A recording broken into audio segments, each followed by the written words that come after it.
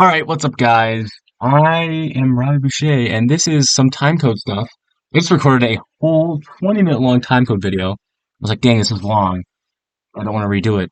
But then I realized that I forgot to unmute my microphone on the Windows recorder.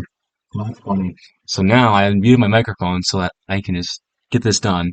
So basically there's two different types of timecode. There's internal timecode and there's external timecode. This is in the EOS realm. We're just talking timecode via EOS. MA timecode is pretty much the same, except there's no internal timecode. It's all external. So internal and external timecode. So internal timecode is timecode that only runs through the console. So I can go into the Show Control tab here, and I can make disregard this. We're in the Christmas live show files. There's a lot of stuff here, so don't worry about it. I can go into, say, my Mosaic timecode here, and I have external, which I can turn on, and that will be, started and stopped via an external source. And then I have my internal, which will start and stop via, you see my internal source, start, stop, start, stop. I can control right there. External timecode can work. It's a more reliable form of timecode, and it's used on a lot of large shows, different music festivals, like Taylor Swift show, Coldplay show, whatever. You can literally use timecode to map anything you want. So you can map your lights, your sound, video, lasers, automation. It's a pretty awesome tool, but and it's it can get very complex very quickly. Um, so this tutorial might be a little complex, but it's okay. Shoot me a text if you guys have any questions. Um, and I'll try to explain things best I can, as this is my second time around doing this. In DGN, there has been timecode in a variety of different ways. Ryan Casco, for his Mosaic stuff, he did timecode externally with the Grand MA. Now, basically, that's just like um, they do LTC timecode, which is I don't know what that stands for, but basically it's timecode that is through what am I blinking on this? An XLR cable. So basically, you'll have your sound PC. Your sound PC will output timecode via XLR, and then that'll go into the sound PC. That stuff that's being outputted on the XLR is just a bunch of computer garbage. Um, garbage is the easiest way to say that. If you ever are bored, search up like LTC timecode sound and listen to it with your headphones on. Don't listen to the headphones on. It's just loud and obnoxious, and it's just computer talking to each other. So XLR, yeah, it's great. But you can also do MIDI timecode, which you can do the same thing but through a MIDI cable. Um, and that can work on the Grand MA or the Ion Classic, which is a console that I used last year to run timecode. Um, and then you can also do it this final way here, which is basically a OSC but internal timecode version. So the previous two examples were external. Those are more reliable. I know, yeah. Uh, internal is also pretty reliable. I've used it a lot with my Christmas light show, and stuff's just worked. I mean, as long as everything hooked up properly, and you have the good safeguards in place to make sure stuff doesn't disconnect, you should be fine. So yeah, let's just jump into it. So you can't do external timecode with the Ion XE. The Ion XE doesn't have LTC in, and it doesn't have MIDI in, which is womp womp sad. You can't do that. You can do it if you want to buy a $500 or I don't even know how much it is. 500, 300. Hold on. Here it is. $700. Excuse me. Yeah. So the ETC response MIDI gateway or the response LTC or SM something else gateway. I don't know. Anyway, we're going to be doing it via internal timecode. It's kind of a workaround. It's the lazy man cheap. It's not lazy man. It's like a cheapo version, so that if you have no money, like me or like DGN, you can just time code it up, and it's great. So first thing you're gonna do is you want to set it up. So you're gonna have there's the one scenario here is you have your EOS computer. So here's my EOS or your console, right? And then you're gonna have a sound computer. What I have been running is a software for Windows called CSC Show Control. I have the free edition right now, so you can save and do whatever. And then also you can use QLab, which I know you guys got at the odd. I personally use CSC Show Control and it's been fine, just because I'm broke and I don't have money to spend on QLab. But if you want to do QLab, it's basically the same steps for setting up. You just gotta change a couple numbers. So I'm personally going to talk about CSC because it's all set up because I've already been doing this. First thing you gotta do is you gotta go into Setup, System Settings, Show Control right here, and OSC. Now, once you're there, we are going to be setting up the first part of this light show sequence, which is triggering the sound via our lighting console, so the sound plays at the right time, and that our internal time code syncs perfectly with our light show. Yeah, that's great. Hoorah! So first thing, make sure your OSC TX is on, and then you gotta set your UDP TX port and your TX IP address. Now, your TX port is basically the channel, in layman's terms, that that the sound computer listens to commands on. So for CSC show control, it's 51000. For QLab, it's different. And it's also listed on this handy website right here. Definitely recommend, if you're doing QLab stuff, this bad boy right here. Helped me learn a lot about how to do it the first time. Definitely give that a read. Um, Basically, you gotta make sure that TX port is set to 53000, and then you have to pull the IP address from the computer. So whatever that IP address is, now my IP address was this here, so I put that on here, and then your IP address will be something different. It won't be exactly the same as this IP address in this example, but whatever that IP address is, put that in the console, so that knows where the console should send these commands to. Um, you want to also make sure, this is very important, you want to make sure that your IP address is not going to change on the sound computer. So typical routers, when your computer disconnects or reconnects, it'll give it a different IP address depending on, oh, this guy, long story short, the IP address will switch around. Your computer turns on, turns off, whatever, power up or power down of the router or whatever. You want to make sure that that doesn't happen, so that even if, say, something shuts down, something goes offline, something comes back online, your IP address will be the same. Make sure you do that. Go into, your settings in your Mac. Make sure your IP is set to manual and that your IP won't change. What I also did in the Wi-Fi router itself is I would go to TP-Link Wi-Fi.net. This won't do anything because I don't have a TP-Link Wi-Fi router here, but I know you guys do at Odd. Once you sign in, you're gonna want to it's somewhere in the settings where you just reserve that IP address for only that computer, and that makes sure that that computer will always have that IP address. It won't change, and everyone's happy. Hooray!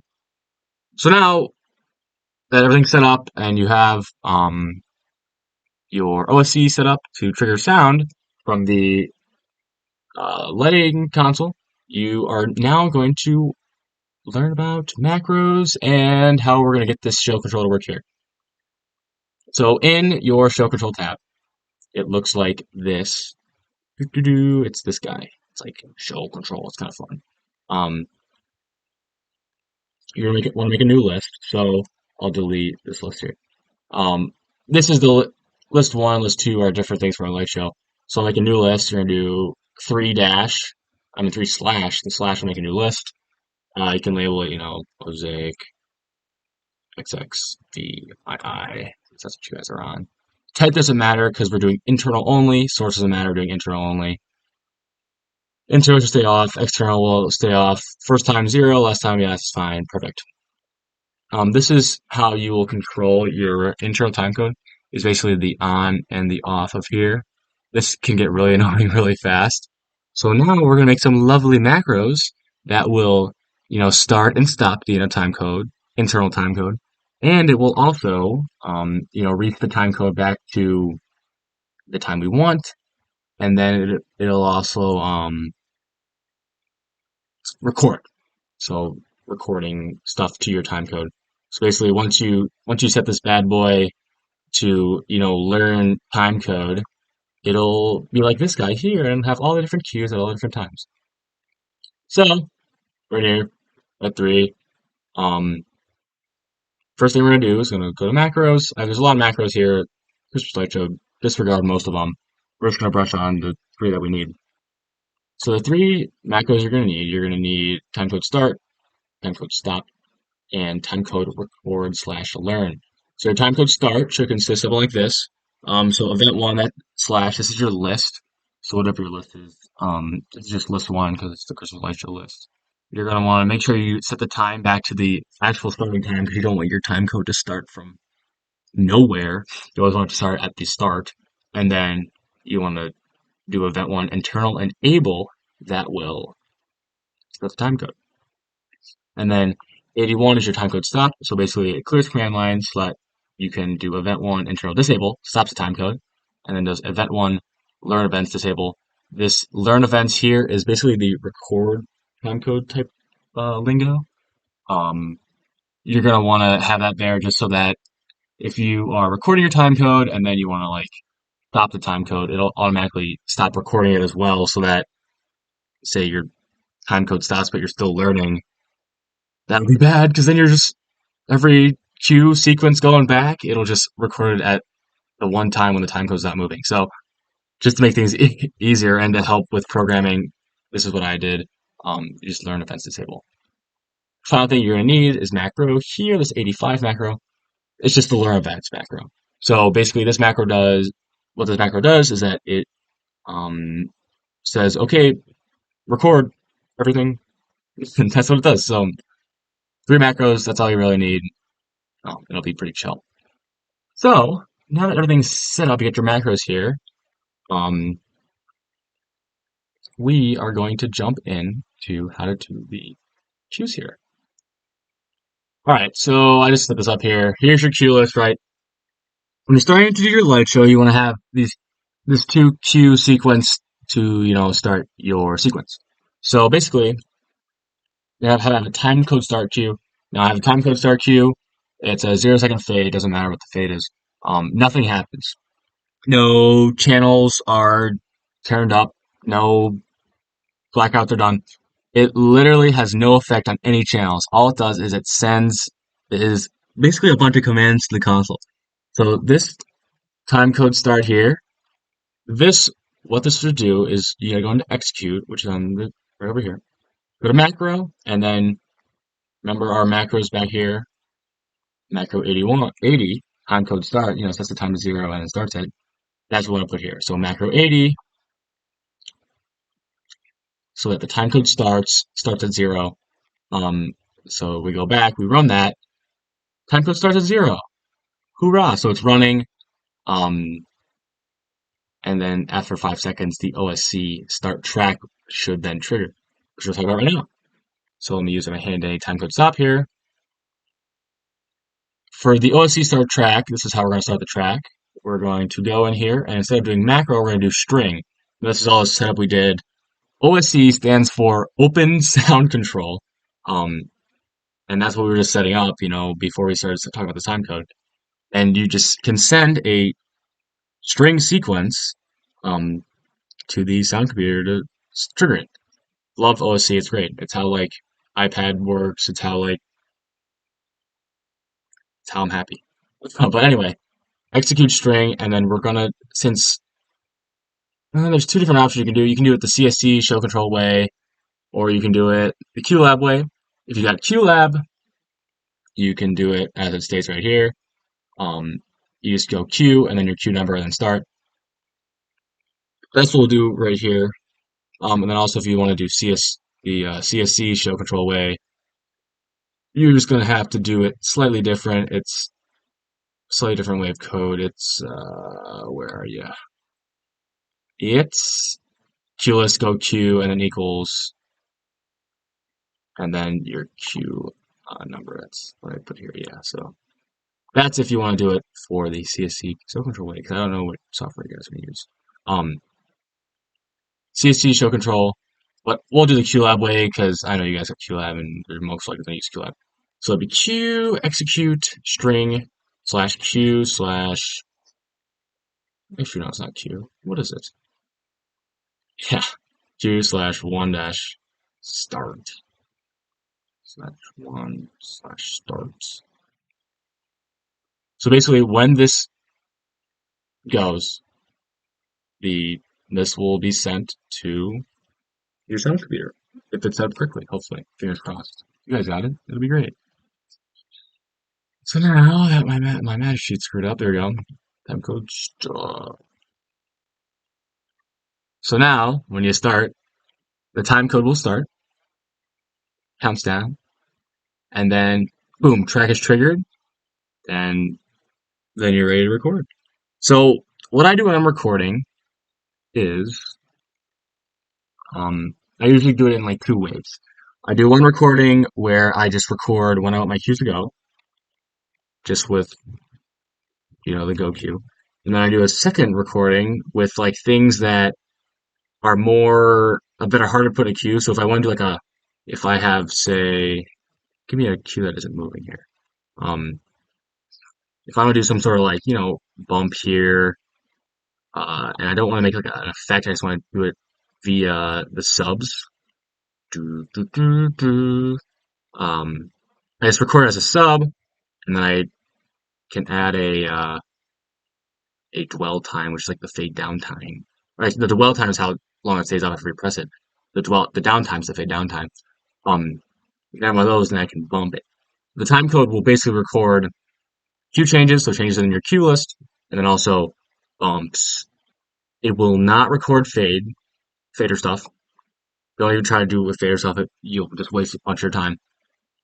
But if you want to do bumps, your time code will record it. So basically, our last macro is going to come into play here. So this is one downside about this way of time code, is that you have to record it from the start and only from the start, because there's no way of doing your time code from the middle of a song, or everything will just screw itself up. So you just go into it. So you'll start your time code, you'll hit record. This changes to learning. OSC start track. So think of your track now starts, and it's like do do do, and you say I want this cue to go here, and I want this cue to go, and then I want blah, blah, blah, blah, I want all these cues to go, and then I want that to do, and then I want that to stay there, and I won't touch it, and then I want to do this a couple times. Do, do, do, do, do, do.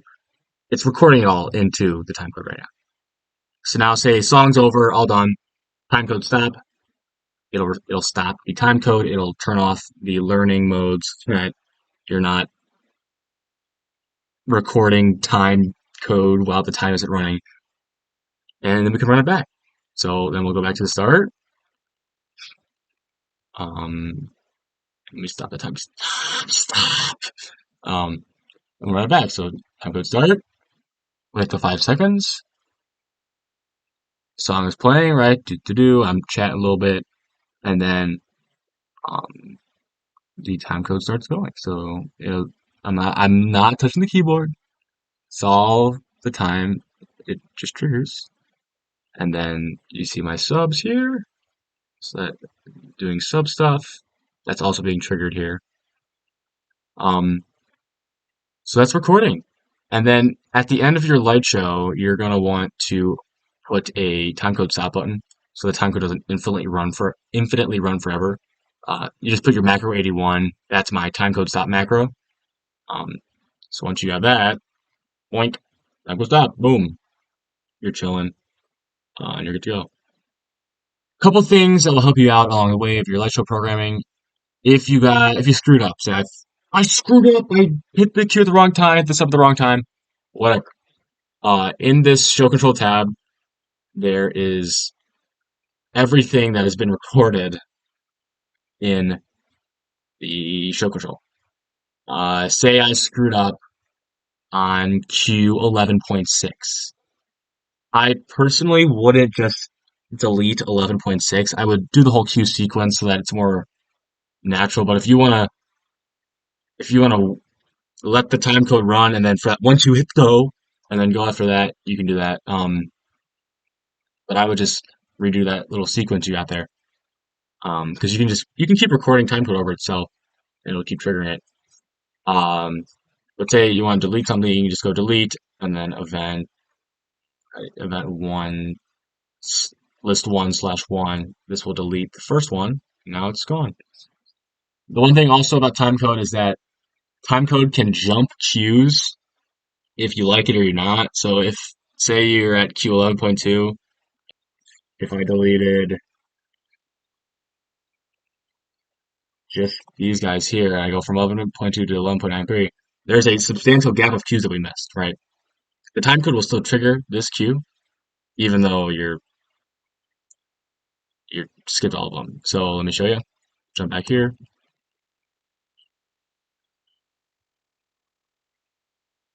Link.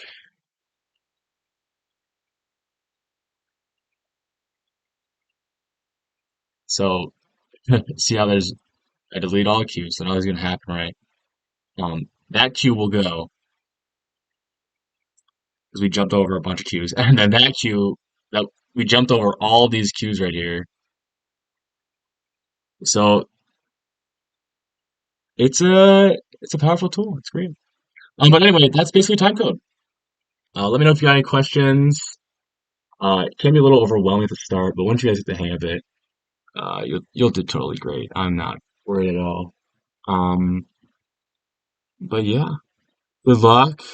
Make sure you um make sure your IP address doesn't change, and make sure got your macro set up. And I'll put the link to the EOS thing here in the description as well as CSC Show Control because I feel like that's a great Windows-based timecode audio um, thing. So yeah, have lots of fun, merry Mosaic, and let me know if you guys got any questions. I'll see you around.